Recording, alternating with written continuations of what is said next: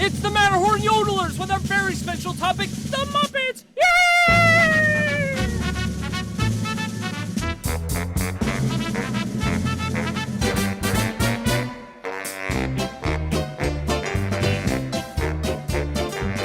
It's time to play the Yodelers! It's time to hear these guys!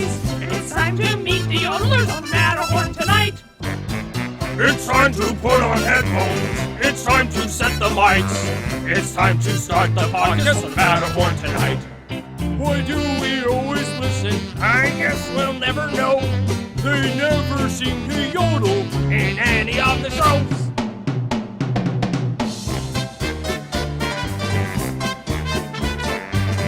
But now let's get things started. Why don't you get things started? It's time to get started on the most sensational, Inspirational, celebrational, motivational. It is what we call the Matterhorn Yodelers!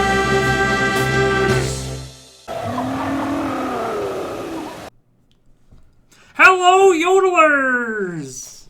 Sorry. Yes, we are the Matterhorn Yodelers. I am your host today, Peter, with my co-hosts, Jackie. and... Japheth. And as you couldn't already tell by my very bad impression, we're going to be talking about the Muppets! Yay! I came up with this idea for doing this episode because I feel recently the Muppets don't get the deserved props that they deserve. They don't get as much of attention as they used to, and I think they should deserve they deserve more than what they're currently getting. It's tough in this company. Yeah, You've got Marvel. you got Marvel, you got I think it's Lucas. Star Wars. It's overwhelming. It's true. I was on Disney Plus and I was like, "There's no Muppet section." No, there's no Muppet tab. You have to type in Muppet. Yep. So I just thought it would be good to go over a bit of the history of the Muppets, about their origins, and all the way up to where they're at today. And hopefully maybe some future projects that we can look forward to, because the Muppets have become a staple of American entertainment, or the worldwide entertainment. It's a worldwide. It's definitely something I was kind of excited to go into, and I learned a lot, and there were definitely moments in my research and that I was crying like a baby, which When I was listening, I did a lot of homework. I was like, okay, we're gonna talk about the Muppets. Let me read a book about Jim Henson. So I got a biography, an audio biography. It's 21 hours, and I plowed through it in 2 days. I was very fortunate at work where I could listen and work, and we got to the end, the death, and I just cried. Right. I listened to some of his, and I'll probably talk a little bit later about his memorial service. Oh, it's beautiful. I was listening to Big Bird singing Being Green. Yeah. That was just, I was just like, oh, and he goes, thanks, Kermit. That was just like, oh, I was losing it. I was taking my notes and I'm crying. I'm like, if you want to have a very beautiful, heartfelt, memorial service, in planning your life, look at Jim Henson's, because that was just a room filled with people that just loved him. Yes. And so, that's what I said. It's good to hear that you had the same response did. You spend 2 days listening about this guy's life and just how great he is and what he's done, and then just to come to the end, you're just like, oh my gosh. Yeah. It just hits you. For sure. So, we're going to start things off with the man himself, James Henry Henson, born in September of 1936. He was a kid at this time, and he was fascinated with television. He grew up watching a lot of Walt Disney's the Walt Disney TV shows and things like that, and that really inspired him to want to be in that form of entertainment. So he actually started a little mini show called Sam and Friends. That started back in 1955. It was just on his local channel. It was like a little 5-minute show that took place right before the evening news, which was right before the Tonight Show in Maryland. They didn't really get an idea of what their ratings were until the station tried to cancel the show. They tried canceling the show, and they got thousands upon thousands of letters demanding that Sam and Friends come back. And so it was brought back. It was even brought in after the news at one point. They kept moving it around. Yeah, the evening news before the late night show. Yes. It was always this in-between for that. And it's really hard to, like, where do we put this puppet show? Right, exactly. And, like, it was just, everyone really enjoyed it. And there were a variety of different characters, including a very familiar lizard named Kermit. And that's right, I said lizard because that's what he was classified as, was a lizard. It wasn't a frog. That's crazy. It's weird looking at him. I feel like it's Kermit, but it's not Kermit. Yeah, he was classified as a lizard, which you can look at it and go, yeah, I can see that. You know, I can see where they're getting lizard from.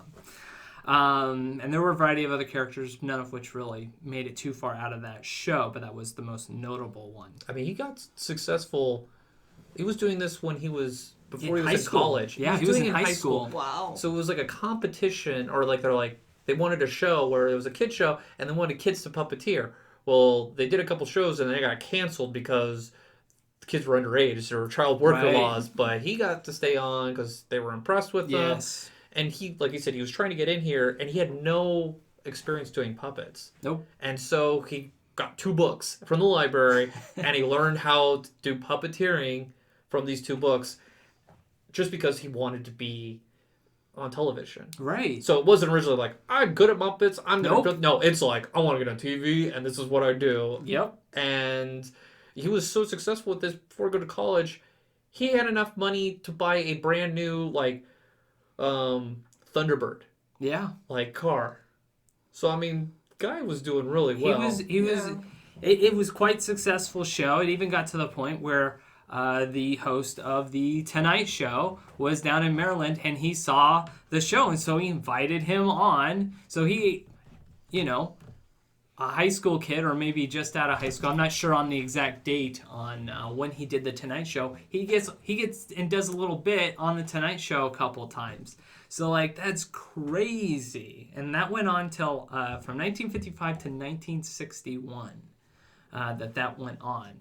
In 1958, that's when he created Muppets, Inc., which later became... He did do it with his wife. Yes. Jane... He met his wife in the process. Yes, and they became partners. Yes. They were like 50-50 split with this. And so, you know, they did the puppets together, and they met in college, but, like, this is where they kind of making a handshake agreement, like, hey, well, let's start this company. And so they were in it together, and so there was, you know, grew his company. She was there with them, growing with them. It was definitely like a big like family business. Of course, yeah, definitely.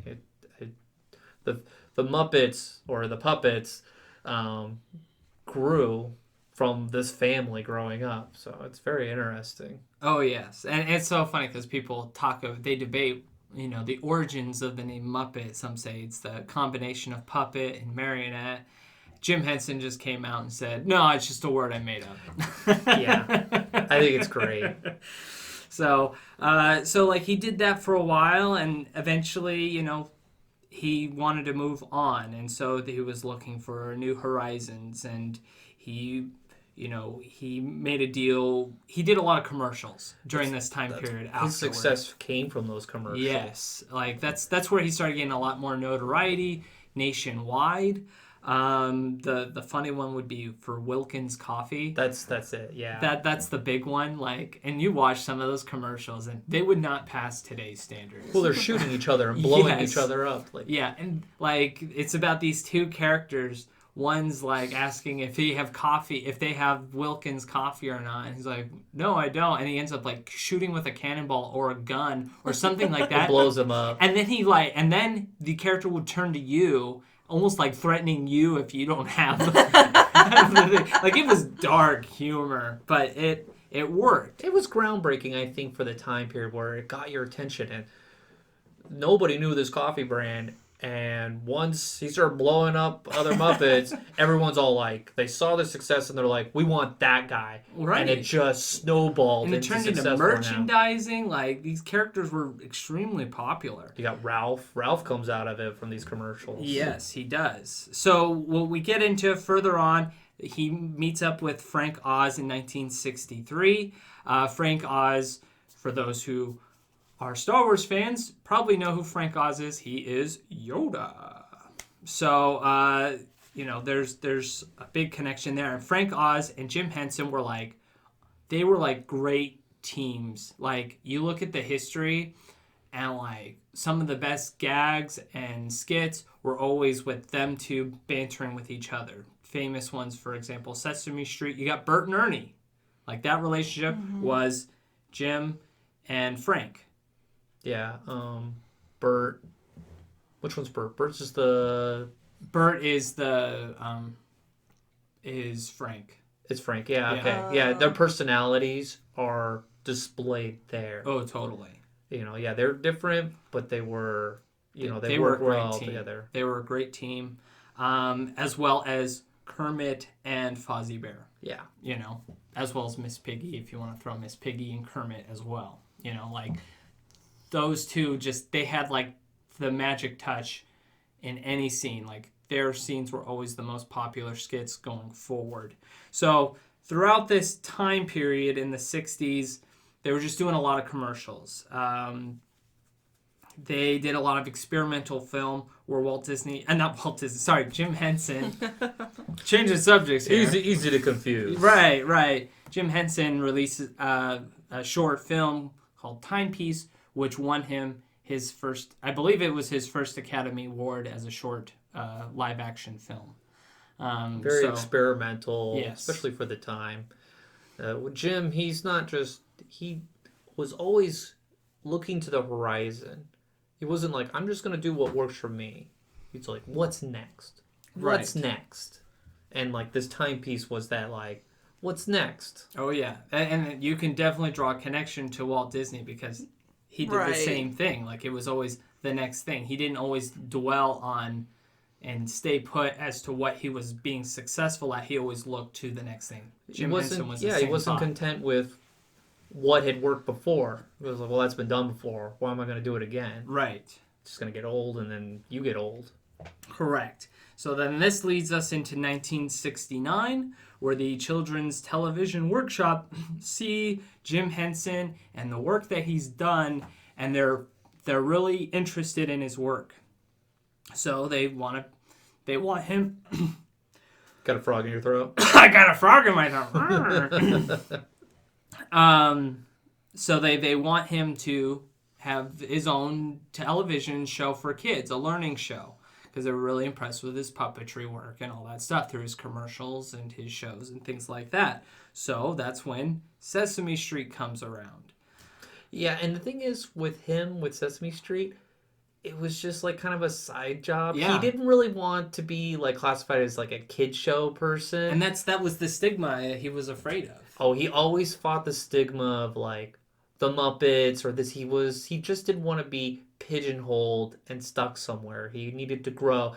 And with Sesame Street, like in his journal, he wrote like, he just named it like the acronym of like the company show. Like, he didn't even go like, we're doing Sesame Street, this is great. Like, which is funny because Sesame Street is like, it was his money very maker. Successful. He made all his money on merchandise. Yeah, like that was the way. Basically, Sesame Street was the thing that allowed him to do the Muppet Show going forward. So he did that for many years. It allowed him to stop having to do commercials. Yeah. So he could start focusing on the next phase, which we get into the 70s. Obviously Sesame Street. You don't want to talk about his psychedelic club he wanted to start up? No, we're not going to talk about that. But we get into the 70s. We got Jim wanting to go for more adult humor. So he joins SNL and was with them on their... I think it's the first year. Just the first year. They hated him. Yeah, the writers hated it. They didn't want to write for... Was he on SNL as a writer? No. No, so the thing is, the Muppets were there, but the writers wrote it, and it just didn't go well. Yeah. And so The writers didn't like writing for Jim the Belushi Muppets. had a saying, and I'm trying not to like butcher it. He goes, "Oh, the Fuppet." Yeah, I can't even say it. I'm probably gonna butcher it, but like, let's just say he switched letters around because they hated the Muppets there. They weren't wanted, but the what is it? Michaels, the creator of SNL. Yes. He loved them. Yeah. He loved the creativeness of them and just loved what Jim and Frank and others could bring to life with these characters and these like transitional phases. I consider them like almost like the SNL shorts, like something without. Someone didn't require the comedians, but the comedians hated them because it took away from their airtime. Right. And Right. it's kind of notorious, like how cutthroat SNL can be with like writing and comedians trying to get their skits out, and then you have these Muppets, This little puppet show. little puppet show, Which probably to eating up their them, time. they're like, this is just a kid thing. Yeah, Right. and so it just was not a good fit, but exposure. Yes, it gave them a lot of exposure to the point where when they kind of broke away from SNL, they started working on some Muppet shorts. So these Muppet special series, and there were 2 of them that were made. There was the Muppet Valentine Show and Muppets Sex and Violence. Oh yeah, which had no sex. No, there was no sex. in They're it. all like their oldest daughter was like, "Where's the sex?" She's like 14 at the time. She's like, "There's no sex in this, Dad." So, like, in there, you get introduced to a lot of the Muppets that we know today. You get the Electric Mayhem Band. You get, let's see, Stanley Wardorf. I butchered his name. Yeah, you just get a lot of these now famous Muppet characters that we see today. Even Kermit the Frog, he didn't even play a major role in these films to begin with. They were very minor. The Valentine's one, you saw a little bit more from him. He had a love interest with, I think it was Miss Mousy, something like that. Yeah, Miss Piggy wasn't around. Nope, yet. not yet. And so they kind of use this as like a way to try to pitch to bring the Muppets to have their own TV show, not necessarily a kid's show, but a show for everyone. A variety show. Yes. Those were huge in the 70s. Yes. These variety shows, and the Muppets would have been, and would have been good for this. And he pitched this for like, let alone a decade, trying to get a television show, because that was what he wanted to do. He wanted to be on television, Yep. just not advertisements. And so it was like that transition. But what really helped him get over that was getting the merchandise Yep. money from Sesame Street, because it just allowed him no more commercials. And the thing is, Jim owned his Muppets, his puppets. Yes. He never sold the rights. Like Frito-Lay's wanted him, which was like the character for Cookie Monster, Yeah. the Predators. And he's like, no, I own it. I don't sell what I own. I've created. I've created, like it's just it's mine. And so with that, it helped him with merchandising and to like lead to the show. And like, because if he had sold off Kermit and all this, he wouldn't have had anything. He would have had like Walt without like with the rabbit. Right. Yeah. Oswald. Oswald. Like that would have, if we wouldn't have Mickey Mouse if Walt didn't sell it. And so I don't know if Jim had learned from that, or he was just like, no, this is mine. I don't sell what's mine. I think I think he had grown an attachment to his creations, and it was like part of his family. So he was trying to work out how a show would work with the Muppets, and so they kind of took what worked for both of these specials. One had more of like a plot, whereas the other one was more of a variety show, and so they found a way to like best of both worlds situation, and that's where you get the Muppet Show, which no one in the U.S., none of the American broadcast companies, like none of them wanted anything to do with this show. So they get a call that they want to make the show over in England. Yeah, he moves to London. He moves to London to make the Muppet Show. It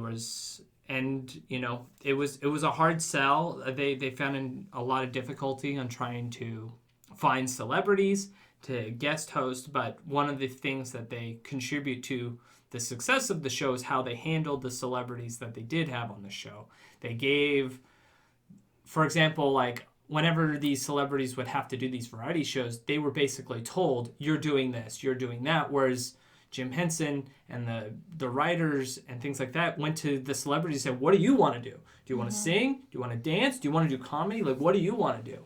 And they revolved it around what the celebrities wanted to do, which then paved the way for all of these celebrities wanting to, instead of them going out looking for celebrities, the celebrities came to them wanting to work And they with didn't them. have to pitch. Correct. You know, they could be like, I'm going to sell my product that I want to sell.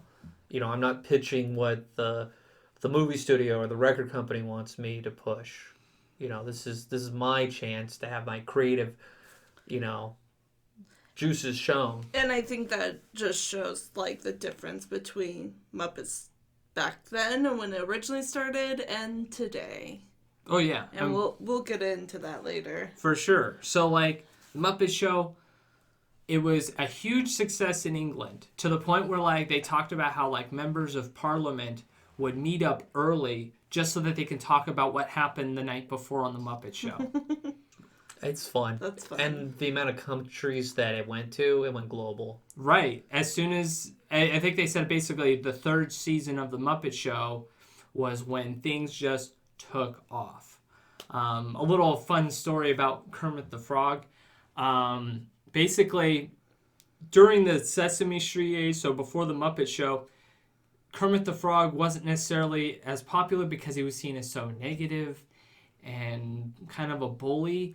And so that's why they kind of struggled. He didn't really have a big part when they did the Muppet specials, but then when they were trying to figure out who should be like the face of the Muppet Show, they realized it was going to be Kermit because he was going to be...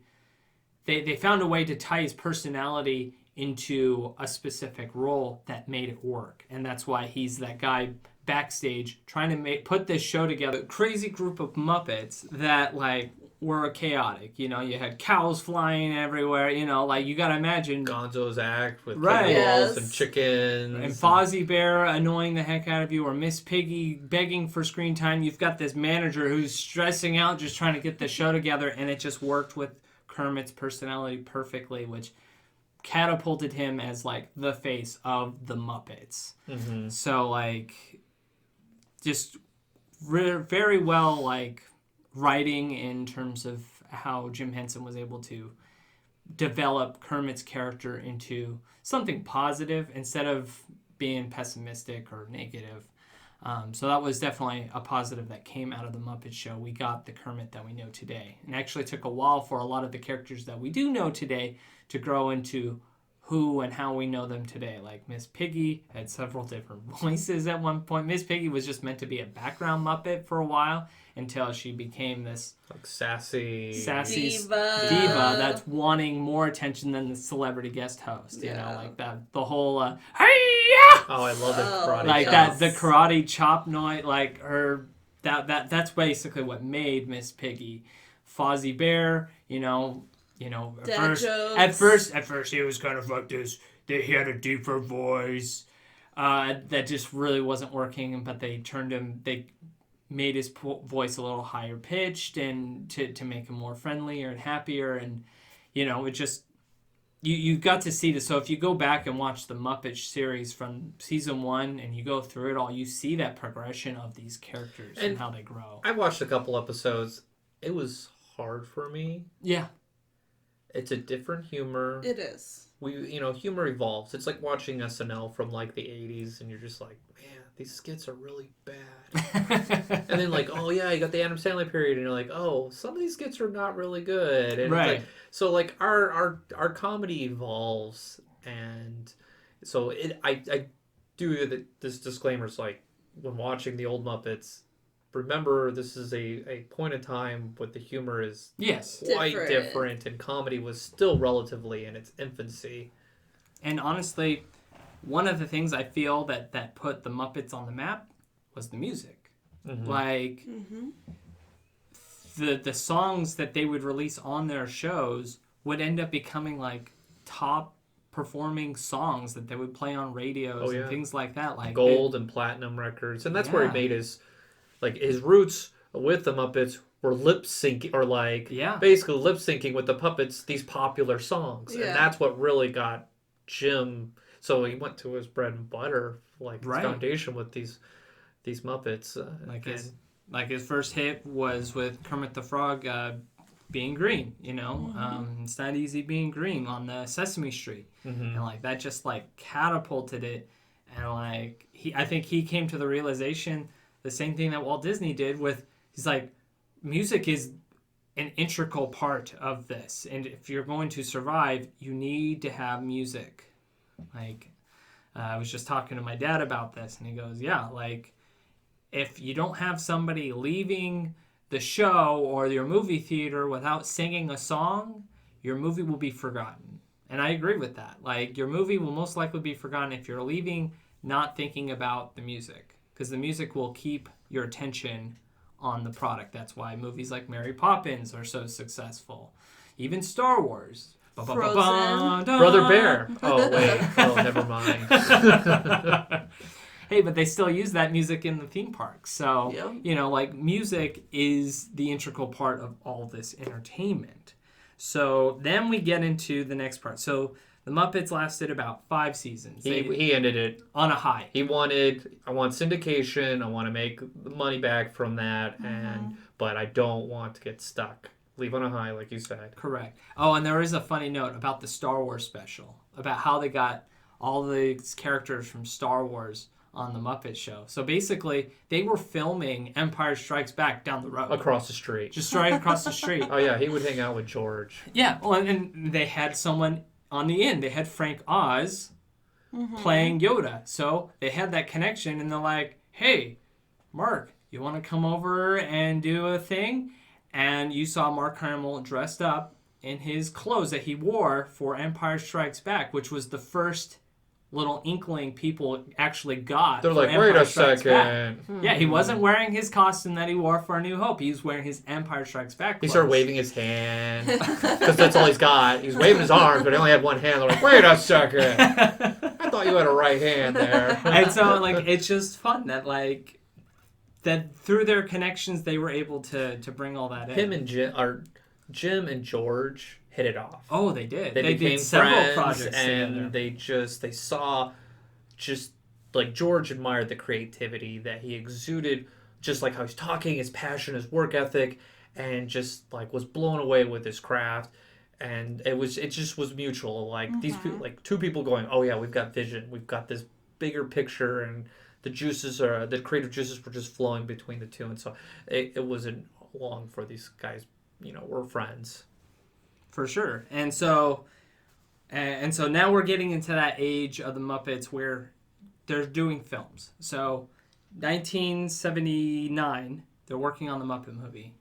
Jim asked for $8 million, and it was a hard sell. Like, they did not really want to do this. Oh, yeah. It's a lot of money. They didn't quite believe in this project. And then when they made the movie, and it's actually during this movie that actually Jim actually grows a connection with Kermit. That's like when he truly feels like Kermit and Jim have become one, their personalities. Or Jim's personality, which he never got angry. Yeah. He kind of avoided conflict, but he would use Kermit as a vehicle to express some of his personality more than what he could do himself. Yeah, that's a great way of putting that. So then they created the Muppet movie, which you can actually see like their test footage of making the Muppets outside of a theater, and it's kind of funny. He's got Kermit talking to a cow, and the cow's like basically trying to eat him. It's kind of funny. But they sell the idea of like, this is the Muppet origin movie, and and even at the end of the movie, like Jim Henson gives thanks to his fans.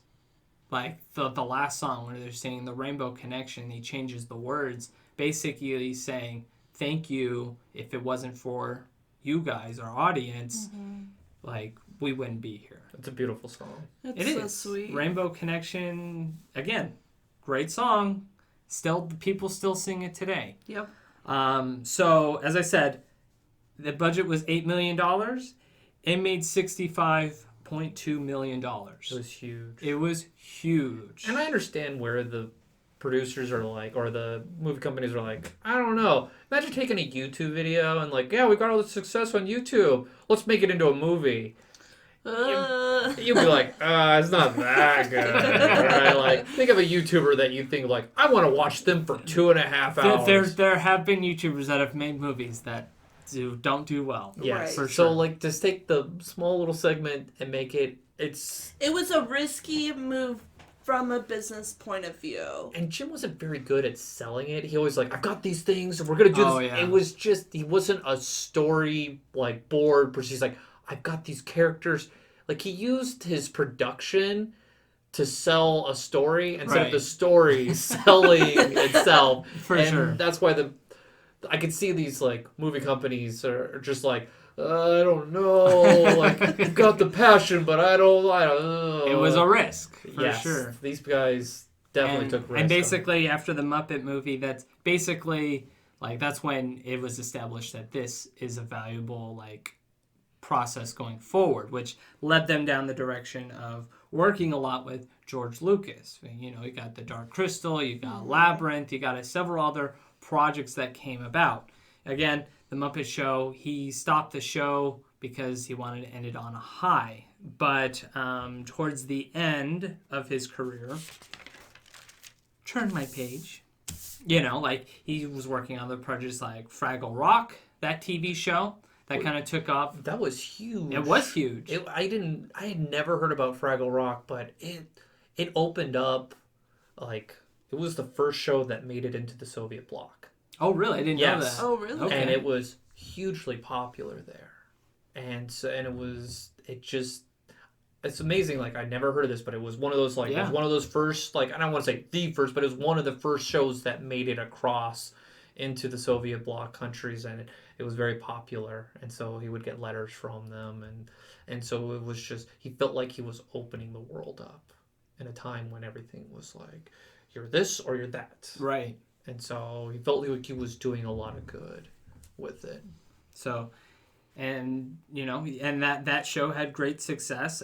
They did an animated show, The Muppet Babies, which you still talk to many kids in the 90s or in the 80s and 90s that still look back on the Muppet Babies with great admiration. And then he had another show, The Storyteller, which was more... It didn't do so well. It didn't do so well. It was like more adult stories with, you know, unique... I think he spent $1 million Muppets. on just the intro, and everyone's like, oh boy, that's a lot of money Right. for an intro. Right.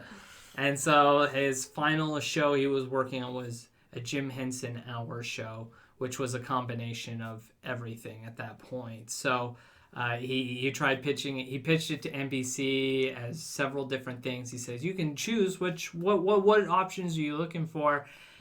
Because Jim Henson was kind of looking for the same sort of show that like Walt Disney had, The Wonderful World of Color, Wonderful World of Disney, where like, you know, Jim Henson would introduce the show. They would have a couple little sketches, and then they would show... So they would take some of the Storyteller show that didn't do so well, and so you'd get a variety. Yes. You wouldn't get one thing, and he didn't get the slot that he wanted. It was doomed. Correct. It was hard on him. And eventually, you know, that show failed. It didn't do so well. And so that's when he went to, and we'll go into more detail about this in a moment, but it's when he started working with Disney. They wanted to build a Muppet-themed land. Yep. Not just an attraction, a land with several attractions over at the Disney MGM Studios. And Which was just opening in 89. 89, right? correct. So, so there were a couple projects that we actually do get to see, but there were others that we never got to see. There was the Great Muppet Movie Ride, which was kind of a spoof on the Great Movie Ride, where the Muppets kind of, and that was, you know, one of those dreams that a lot of people like wish they got to see come to fruition. That was one of the projects that Jim Henson was like heavily invested in and wanting to make that one a reality. Then we had, you know, the one that's still around today. We have Muppets Vision 3D, which is considered basically the last thing that Jim worked on. It's the Country Bear Jamboree. It's- No, it's not the last. Like, I'm sure he had other things that he was working with, with production, but he was involved in this creation. Correct. He was part of the directing process. Like, he filmed some of it. Like it is one of the last remnants of Jim Henson's works that you can still see today in the theme parks. Yeah. There was a stage show. I forgot what it was called. Over there where the Little Mermaid show is. There was a little Muppet show there where it was funny because the monorail crashes in and Electric Mayhem march out. It's kind of silly. Fun. But this led into, with him traveling a lot. He was, going all over the place. His work ethic was amazing. Yes. He always worked, and unfortunately, it put a strain between his wife and him. Yes, it did. And they separated, but he always was a family man. His children loved him, and you know that because his kids got in the business. They did. Yes. They all got in the business of it because they knew, well, if I want to spend time with Dad, I got to do with what he likes, and because he just had that push forward, work really hard, and you'll get, I had a quote. I think I wrote it down. The only way magic works is by hard work. Mm-hmm. And that's what he was doing. He was creating magic, and so it was one of those. Yeah, he worked hard, and so it put stress on you. It put a lot of stress on him, and eventually he got sick. He got pneumonia, and he passed away on May 29th, 1990. As I was stating earlier, I was bawling like a baby watching the memorial service. Like, there was a part where they had a shot. They did a whole Muppet scene, of them Muppets backstage learning about Jim Henson, and then they reveal that Jim Henson had died, and all the Muppets were like, "Oh, but we just started to get to know you." Yeah. And it was just like, "Oh my gosh, this is so sad." I was losing it. I'm losing it now, just reminiscing it. The service was great because they opened it up to the public. Yes. Yeah. They got the St. John's Cathedral in New York, and it was filled to the gills. You had George Lucas was there. Yeah. Eisner was there. He was the old CEO of Disney Company. I mean, there was the people he touched, and everyone loved working with him. Yeah. No one ever said "Oh, Jim's a diva," blah. No, everyone loved him, and so it was a hard loss.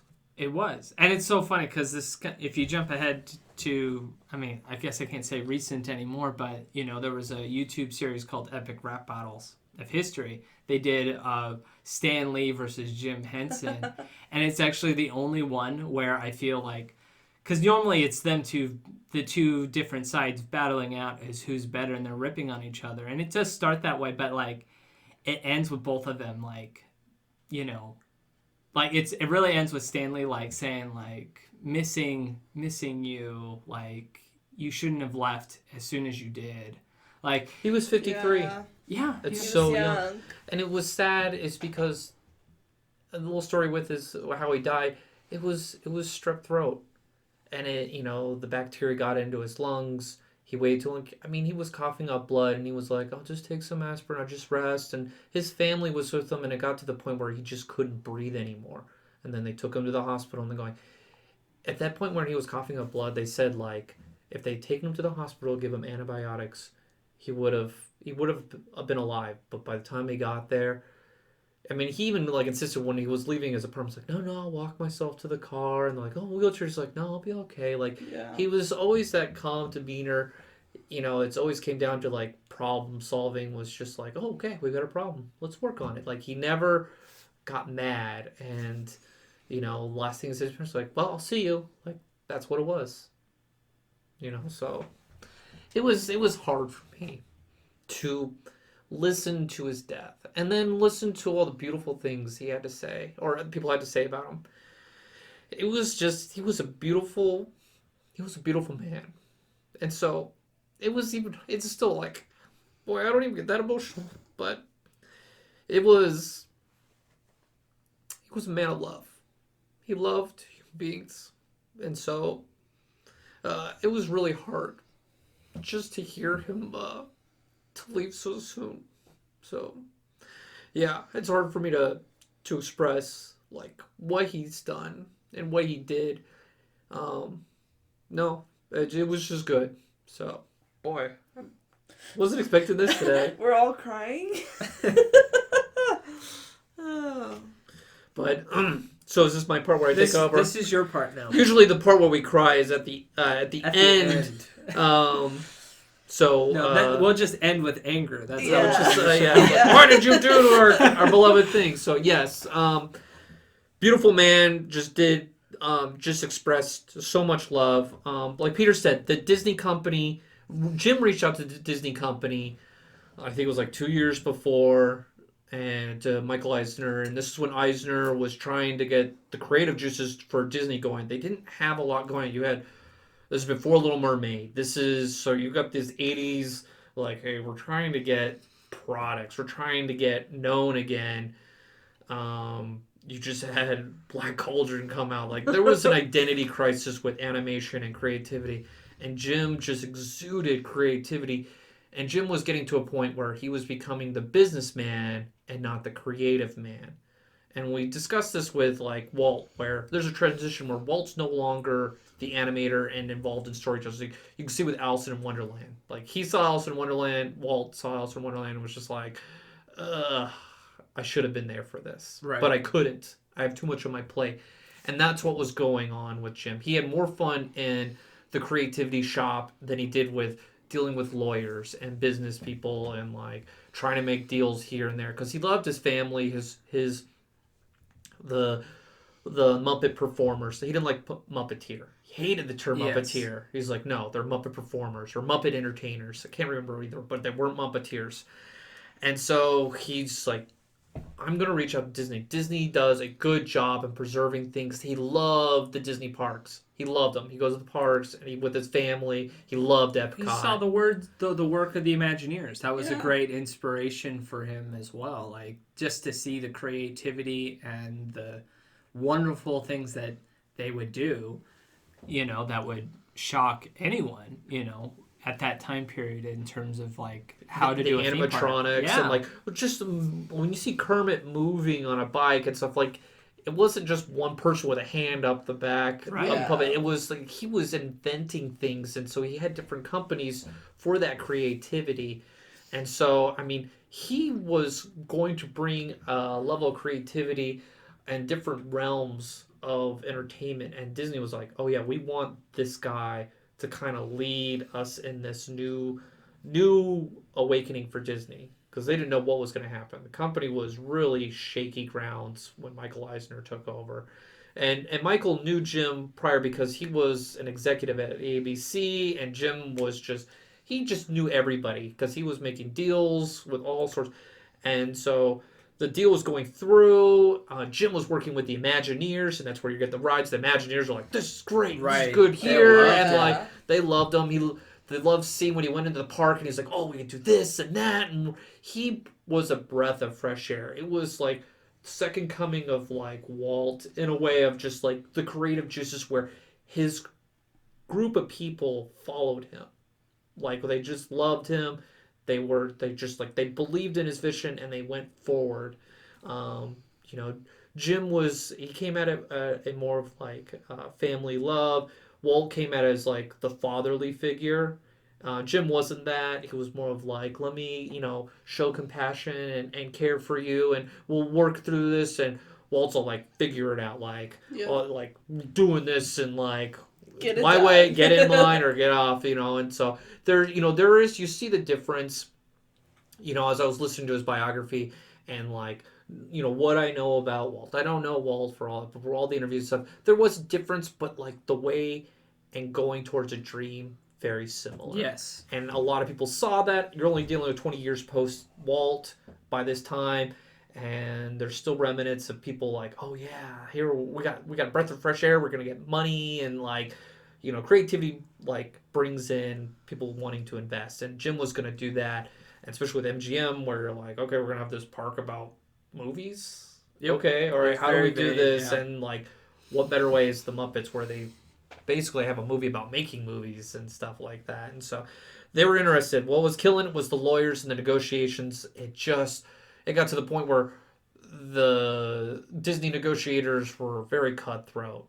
To where they're asking for the elevators to the buildings that they worked in. Like, what are the maintenance logs? This, they wanted to bog you down to the point where, like, I give up. Let's just go forward. And it also was Sesame Street. It was Sesame Street. That was huge. Say, like, they thought they could bleed you to death and then go like, how about now I want Sesame Street. So, like, Jim Henson did not want the Sesame Street to be owned by a private company. No, he wanted it to be public. Yeah, that was like one of his, like, no. That was his, like, line, that you don't cross that line. So you don't touch Sesame Street. That's for kids, and that's for, and I understand, that was good, but Jim just wanted a place to play. He wanted a sandbox. He wanted to create, and he knew Disney was going to be the vehicle. Yeah, he knew he was going to give up some rights. It was getting to the point where he was all like, nope, now you're changing it again. Like, he pulled back, and so there's push-pull. And, like, 2 weeks before he died, he even told his lawyers, like, hey, we need to finish this. We need to get this done. We're starting to integrate too much, where most people, they wait to start doing projects. Like, Jim was already doing projects for them. You have MGM, and it's like, no, this needs to be finalized. This is too ambiguous. And unfortunately, Jim dies. He wills it. He had a beautiful letter he wrote to his kids. Yeah. He was sitting in a cathedral, and I think he was in France, and he was just like, well, I'm here in this beautiful place. I'll write you this letter. And basically, he if you have a chance, look it up or listen to it. It's beautiful. But he gives his kids the company. And his kids, you think like, oh, great, here come the kids. Families know how to ruin things. Like, you look at the Walt Disney Company. It went to a family member, and it may, they did well, riding the wave of what Disney had done, but eventually it caught up to them where it wasn't great. And you could sort of see some of that going on with this, but it ran to Brian, his son, and his daughter Lisa, who was actually an executive at Columbia and Universal. So she had experience in the entertainment business, and Brian and others kids learned the arts and stuff like that. And so, unfortunately, the deal with Disney falls through. Again, Disney they really wanted Jim. Jim was a huge aspect. That's what it was. Yeah. It's a huge part of, like, Disney going, okay, we need to renegotiate this. A second part, you have the kids who are reeling with the short loss of their father. I mean, the youngest is Heather, and I think she was born in 1971. So your dad dies when you're 20 years old. And towards the end of his life, he's super busy. And so, like, how much time do you really get? But Jim did make a point to be with his kids when he did. It wasn't like he was just that workhorse dad. And like, I saw dad, like how the Royals saw their kids. Right. So, but I mean, you're dealing with that. You have 500 kids. And then you also have what? The government comes in and they go, hey, you owe us money because you're dead. So, like, and all your kids get this. And so we get a portion of that. So you have to divvy up these assets. And so you have 5 different people, and Disney's like, well, and I don't know if we can do this, or they start to become even harder with their negotiations, and the kids are like, we're not ready for this. Yeah. But since the Disney company was already involved, we're getting movies from them. They were going to get distributed through, was it Buena Vista? Yeah. And so we get all the 90s millennial kids know these movies. You get Muppet Christmas Carol. Yep. Best, in my opinion, the best Christmas Carol movie. I agree. Opinion. Some of the, people that reviewed it didn't think so, but for kids, it opens you to Charles Dickens' story. Right. And it's just like, oh, okay. It made it less boring than, like, the other... Than having Mr. Feeney read it to you in the Boy Meets World episode. Yeah, of course. No, I get it. It cost $12 million to produce. Box office 27.2. So it's bringing in money. Still. Then they do Muppet Treasure Island. Boy, we quote that movie all the time. I've got cabin fever! I've got it too! The opening sequence. Yeah. Shiver my timber, shiver my music bones. Was great. Yeah. Yes. It was fun. And unfortunately, when that movie came out, it didn't do as well. It basically broke even. It went against the movie Broken Arrow, which is an action film, and then Happy Gilmore, which was another great classic film in our family that's quoted way more than probably any other movie at the time. So it was both kid fun movies, and that was in '96. '96, you get also on ABC Muppets Tonight. Oh, I love that show. It was It was so a great fun. I still remember certain aspects. I remember the episode with Garth Brooks. That's the one I was thinking of too. Garth Brooks, where like you got like the producer being like, "You've got to get Garth Brooks to sing a country song," and so they, Garth Brooks, can you sing a country? Oh yeah, sure, I'll sing a country Fiddler song. on the Roof. He sings Fiddler. If I were a rich man. He's like, Kicking the chickens. I love it. and he's all like, "You said I thought you said he was gonna sing a country song." Yeah, but you didn't say which country. Like, I just love that. Or they had Seinfeld Babies. They had a little thing where they combined two shows, and Muppet Babies and Seinfeld, and that was hilarious. Like there were some good ones. There was as the Muppets aspect, and like there are other things that Jim Henson Company was doing, but again, this is more about the Muppets. The Muppets, yes. And so the Muppet Tonight Show was from '96 to '98. It kind of fizzles out. Like you see Yes. the stars, and they kind of just dwindle to nothing. But I remember the host. Remember the host? It was Clifford. Yeah. I totally forgot about him, the Muppet. He had like kind of that catfish dreadlock look. It was purple, and I was like, oh yeah, Clifford. And then there was another staple in our house because of this, and it was a CD-ROM game called Muppets CD-ROM, and it came out in '96. We I played loved that We game. played that game like so much. Like it was ridiculous. I want to play it again just thinking about it. I was thinking, like, can I play this on a modern computer? Like, can a computer from like a game from a Windows 95 play on a computer now with Windows 10 My favorite or higher? game was the chef's game, the Swedish Oh, fish game. it was, what was it called? It was called Kitchen of Doom. Yes. Based off of Swedish Chefs meets Doom, pretty much. Yes. Like, I also enjoyed the Beaker's Brain. Beaker's Brain was good. I enjoyed Because you do the Beaker's Brain. sequencing with the video. Mm-hmm. And then the Walk a Wild side, we're trying to, basically it was like Missile Command. Oh, where yeah. you're trying to protect Fozzie from Tomatoes and pies. That was funny, yeah. You had the Statler and Waldorf, like the old man going, oh, they have the 2 thumbs up where you unscramble the video and they play it. And then you have Gongozo's death-defying act yeah. where you're trying to balance off the different objects to get them Angry through the Birds, hoop. basically. Angry Birds. So, yeah, Angry Gonzo, pretty much, yeah. And then you have Clifford was Name That Tune. Yes. Where he had the songs. Spinning wheel, got to go round. Yeah, I still remember that. And you have Hollywood Squares. And like the whole objective was, it's almost like Tron, where the Muppets get sucked into the computer and they've got to do all these games. They've got to find all their friends to get out. What was it? I wrote it down. The Muppets were digitized and Kermit and Fozzie were traveling on the bitmap on a data bus to save their friends. And so they play the mini games. Yes. And I don't think I ever completed it, but I was so satisfying to like, it was genius to the clips from the Muppet Show, like from the 70s, and turn into a game where you're exposing the past with the new and a good appreciation. So I thought it was really good and necessary to keep a brand or product moving forward. And all considering like the amount of detail and effort that went into that game, like compared to other games during that time period. Yeah. Like it was extensive. It's an extensive game that like how much content they put in that game. Like you could play that game for a long time. Like we spent weeks without even beating it. You know? I don't know if I ever beat it.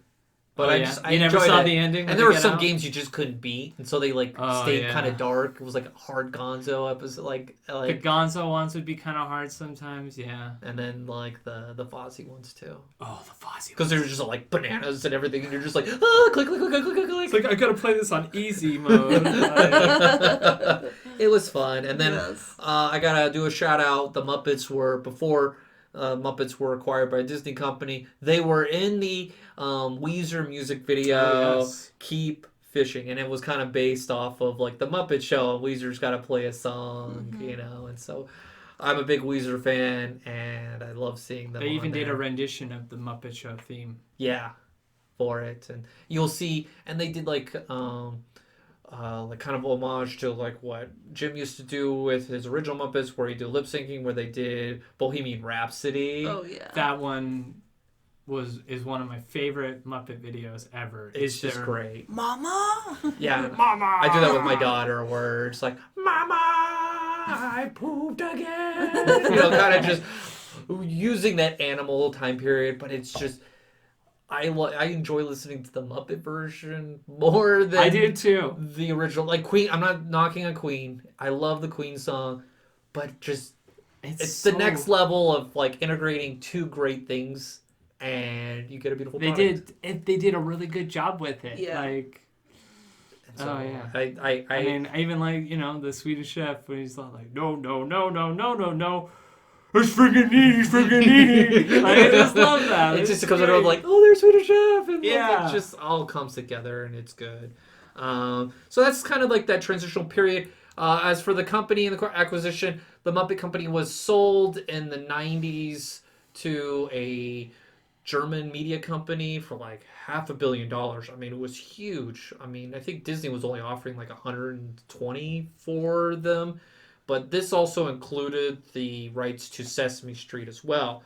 Well, the German company basically collapsed in on itself, expanded too quickly, and so they sold off the rights to Sesame Street, which I think it was sold to it went to the right people. I think so. I can't remember the name of the company, but it basically, I think they bought it and they're like, okay, we can keep the integrity of it without corrupting it. Yeah. And Jim Henson's kids bought back the they Muppet did. Company for like $100 million. So they made a huge profit from that. Sell for $600 and then like, oh, I'll buy it back for $120. I'm like, okay, everyone gets $100 million of the kids, and so.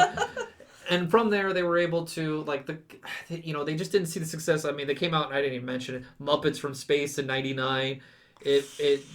That one didn't good. It broke even, but that was distributed through Columbia, and it was different, and it didn't have the same vibe.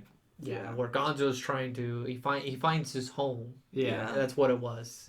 Finds out what type of animal or what he is, and it just didn't do so well. So the company, like the Muppets, were in this waiting pool of that post Jim Henson creativity. Kind of see what you see with Disney, the parallel where you're riding the high and then you get to the 70s and 80s, you're like, oh, we're not doing as great, and we're missing that connection with the next generation.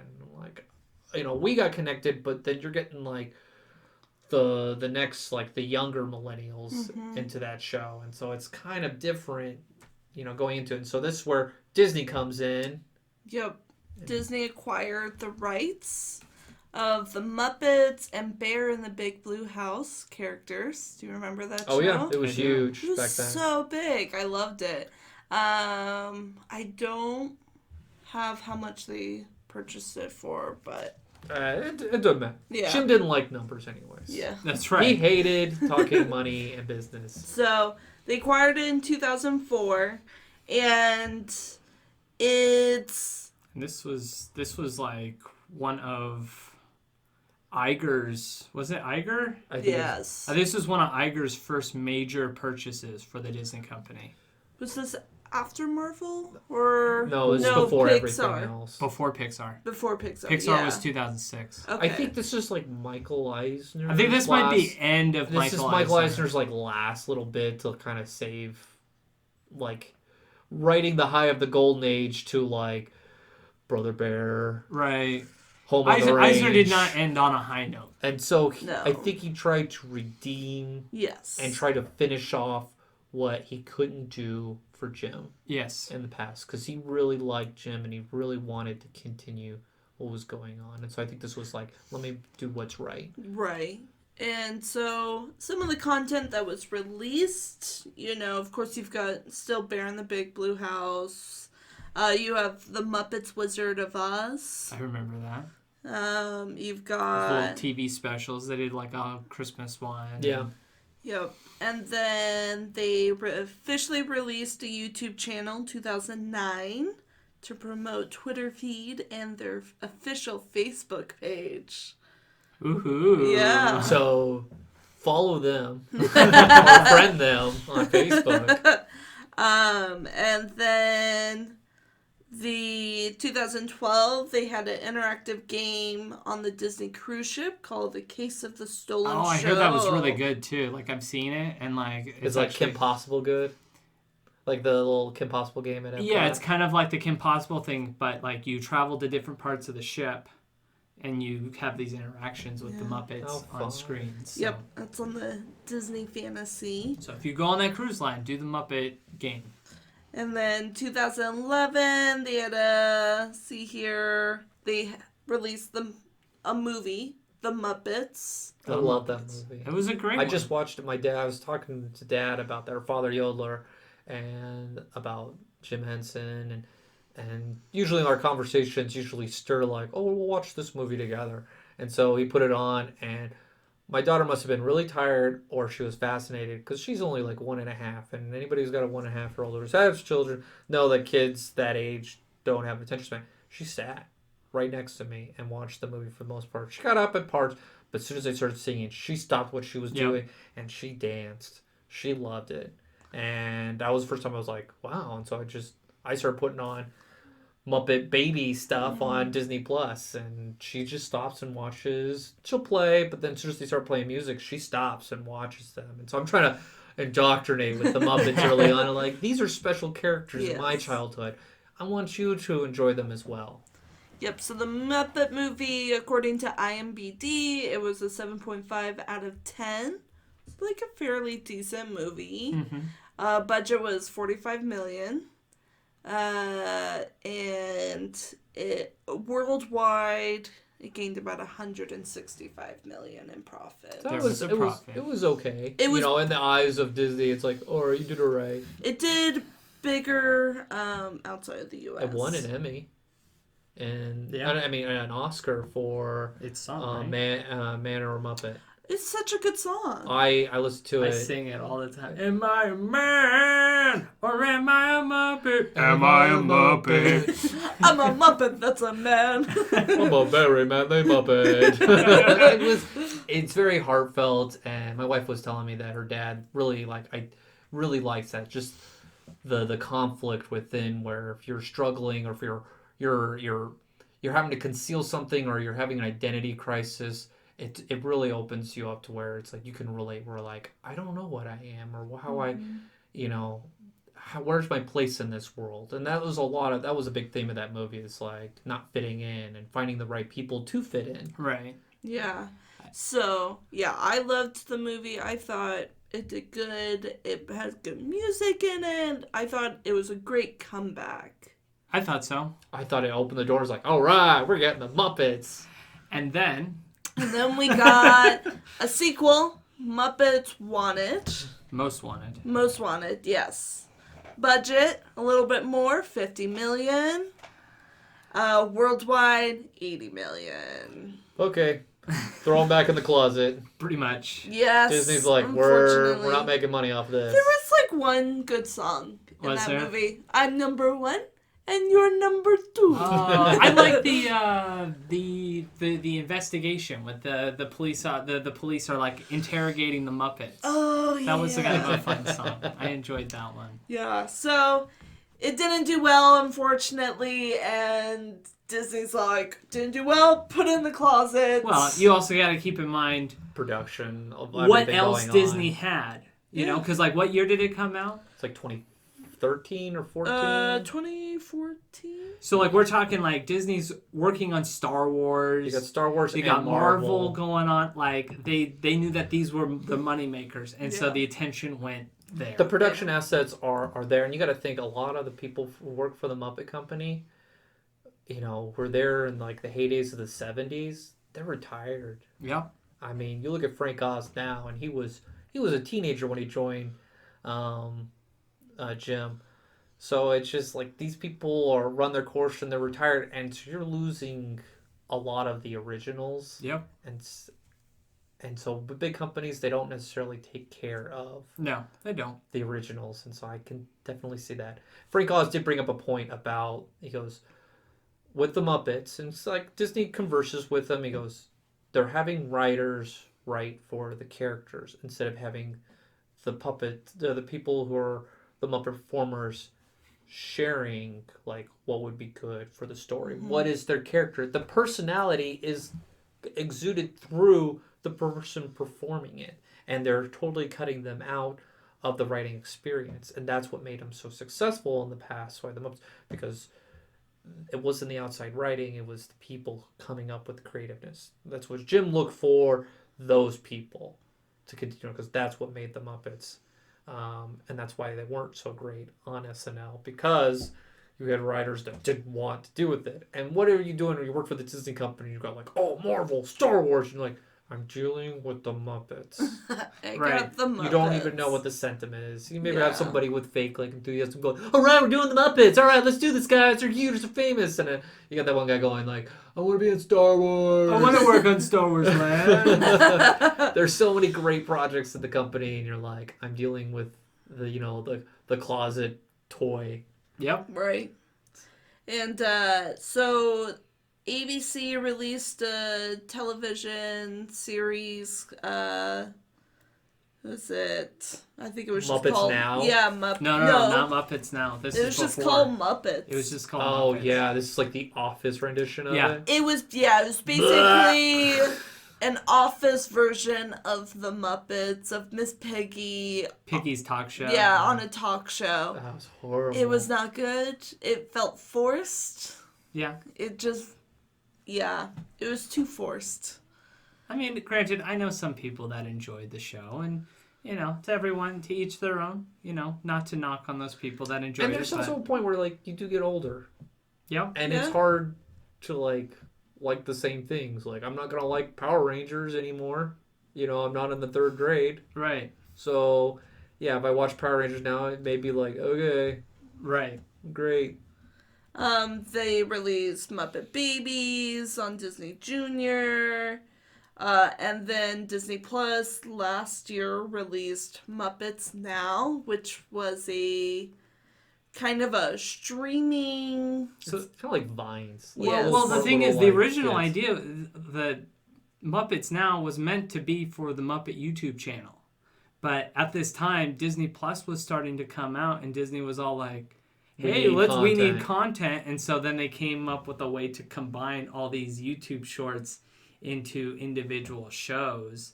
And they have this fake thing with Skeeter posting the show. Yeah, he was the Yes. glue. And He was the Skeeter glue of was it all. now. Skeeter's Skeeter's not never glue. glue, yeah. So it just, I don't think they're doing a renewal of that. I think that was canceled. I don't know. We'll see. I mean, yeah. In order to keep the product relevant, you have to keep showing it. Yes, you can keep showing the kids stuff, but you also need to show the new stuff. I did like Muppets Now, like the chef show where the celebrities that was come in. great. That was fun. And you got Swedish Chef getting all mad and trying to show like how to do it. Like that was fun. That was enjoyed it. funny Muppets right there. I didn't. Yeah. Yeah, and so now we're in this kind of stage of what's next for the Muppets. And it's so hard because you're dealing with a new generation of, Gen Z now. Yeah. And how they consume information, and it's YouTube. YouTube. No, it's TikTok now. Oh, TikTok. But I mean, the information's like short videos. Yes, very short, like 30-second clips. It's hard to get a story across in that short amount of time. I mean, with your kids, like, what is their exposure to the Muppets and how they respond to it? It varies. So like when I get around to putting on the show every once in a while, they'll sit and watch for a little bit, but they don't have the attention span really. They're not as interested in the Muppets as I would like them to be. But Yeah, I mean, yeah, maybe in the future, I think my youngest, he's gonna probably be a little bit more open to that sort of entertainment than my oldest is. yeah. Um, And there's always personality differences Yes. with that and interest, but I mean, if it's good, it'll stop what you're doing. We're like, oh, this is like, we all love the show Bluey, right? Oh, Yes. yeah. It just stops what you're doing. You're like, oh, this is fun, yep. And It's so, so simple. yeah. But So I imagine you could, like, with Muppets, with this next generation, if it's done right, it could stop what a kid is doing, going, what's going on here? But we're Well- not seeing that. Yeah. And I think, like, Disney just needs to decide what they want to do with the Muppets. Are they going to just focus their audience as kids? Or are they going to focus adults? And that was the battle with Jim. Yep. Always was. Didn't want to get pigeonholed. He didn't want to be known as the Muppet guy. And that's why he did, like, Dark Crystal and Labyrinth and just wanted next level. And so it's up to it's Disney's ball now. What do they want to do? They want to make the Muppets just for kids? And you know, and there is a need, there is a want for the Muppets in the theme parks. They saw that with the Muppet Great Moments in Muppet History that they had at Liberty Square at Disney World. You know, it retained crowds every performance, all the way up until it got canceled because of COVID. Well, no, not even COVID. Even before then, they got it because Disney was cutting entertainment budgets, and so the puppeteers. It's the production to do what they're doing with these. It takes time. You have to build specialized sets, and you know you have to get it just right. It's not like you'd be like, all right, here's the story. Let's get the camera at this angle. They have to get the angles just right, and they have to do multiple takes to get the right expression. I mean, you got to think there's a hand moving in a puppet or a Muppet expressing human emotions or human-like characteristics, and you're trying to convey that, you know, while they're just watching a screen doing this. It's just it requires time, and that time is money. And I think also there's a lot of Muppets and celebrities because it was successful on the Muppet Show, but it's just like they're just trying to do the same formula, and I don't think it's honestly, I don't think they're doing the same formula. I think they're doing exactly what I mentioned before. Before it was you go to the celebrity, they would go to the celebrity and say, "What do you want to do?" And they would do that. Yeah. Whereas now I feel they've gone in the direction of telling the celebrity. We dictate what's going on. on. Oh, you can tell how fake it is with the celebrity. Correct. Like, you can tell by the difference between the interactions of the celebrities from the original Muppet Show and from Muppets Now. You just see the interactions and it's like, this is not... It's like watching a Christmas special, you know, where you have like, oh, look, here's Kermit with this. Oh, hello, you know, Regis, and hello, Kathy. You're just like, so it's just like, oh, this is nothing. It's not natural. It's not all real. Scripted. And this may be a theme with Disney where they try to control too much, or they're going back to what has worked in the past instead of going, we're going to go to the next level. We're going to do something different. You know, people could say that same thing with the prequels, where just like, or not prequels, the next level Star Wars, where you see so many parallels with what was successful in the original trilogy, and they tried to force it into the new ones or too much, and that, you know, it didn't go well, or they tweaked it too much with like, let's throw in this social narrative here and with this old story, and they forgot that you're trying to tell a story. Right. And, you know, with Marvel, we're getting to a point of saturation with stories where like, seen a lot of backstories, and we discussed this with Black Widow. We're just like, have we seen this story before? Is there anything special about this? And so Disney's, as though they're doing all this great and we're getting all this great content, they also have to do an internal kind of introspective thinking of, what are we doing with these products? Are we just like what's the that goal meme of of Mickey going to the skinny cow going, I need more money, and squeezing as much as they can out of it? Or are they trying to like, or are we going to go to the next level? Are we going to do something different? Do what Walt has done. Do what Jim Henson did, where let's go to the next level. You know? So we don't know. Disney's done great things, but... I feel like Disney's doing a very slow approach with the Muppets. I just think Disney's bitten more than they can chew right now. And because Disney is a very, we'll say it, controlling company... Yes. I feel like they haven't given the freedom to the Muppets that they need to endure and to produce good product. Kind of make them like autonomous, and I think that's what Jim Henson was fighting for. It's like, we want our autonomy, but we want you to be, you know, the producer. We want you to pay for it, and that's the problem with the Muppets is they cost money, and the return lately has not been the greatest.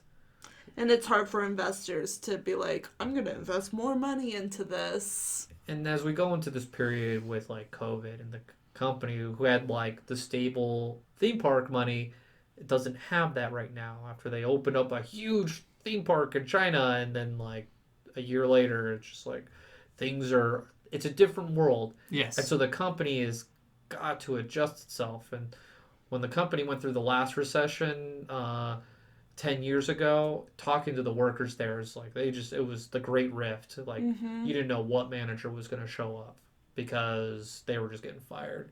They were just firing people left and right because they were just trying to save money.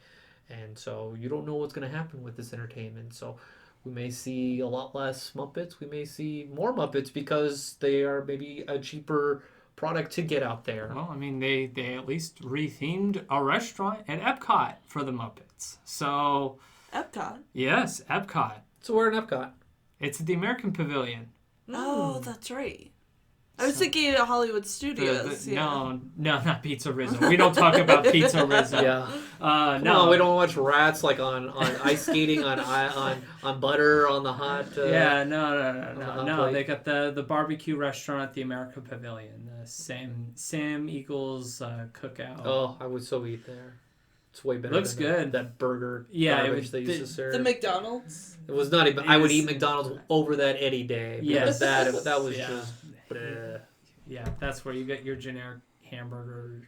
Chicken fingers? So, let's wrap this up with like Peter. Where do you see the company? Well, where do you think the Muppets are going to go from now on? It's hard to say. Like, I do see, like, the Muppets will not just go away. The Muppets will always be around. Like, the executives know that, like, there is an audience for it. It may not be a very large audience, but there is an audience for it. And so, you're going to see a lot of smaller projects that come about. Like, for example, we got a show coming out later this year on Disney Plus, The Muppets and the Haunted Mansion. So, like... Mix two good things. Right. Yes. So, like, we could see, integration with the Muppets in a variety of different ways. Just don't mess with the actual ride, please. It's one of our future projects. Yeah, one of our future podcasts. We're going to talk about the Muppets, integrating them into some Disney attractions. So, that's kind of where I see it. I mean, they're going to be around, but they're not going to be as prevalent as they were in the 70s. Yeah. Right. Go, Jackie. Yeah, I think, honestly, I don't think we're going to get many movies anymore of the Muppets. I think it's going to be short clips.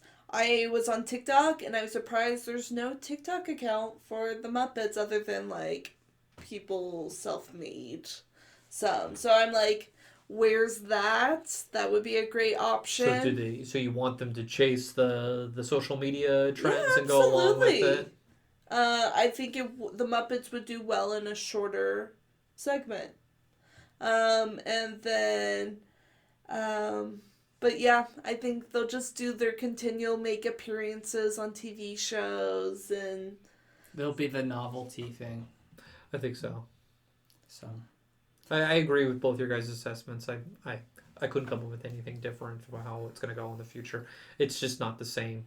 And I don't foresee it going back to where it was. Unless there's big management change in Disney and productions. We need more Muppets. Get a Muppet guy in there.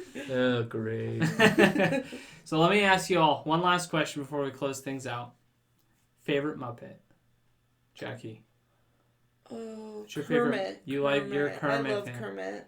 All right, favorite Muppet. Rizzo comes to mind. Rizzo. Yeah. Rizzo the Rat. Rizzo and like Ralph. Ralph. Yeah. Ralph is fun. I Yeah. enjoy Ralph. He's a subtle character in the background. Yes. Fozzie is my least favorite.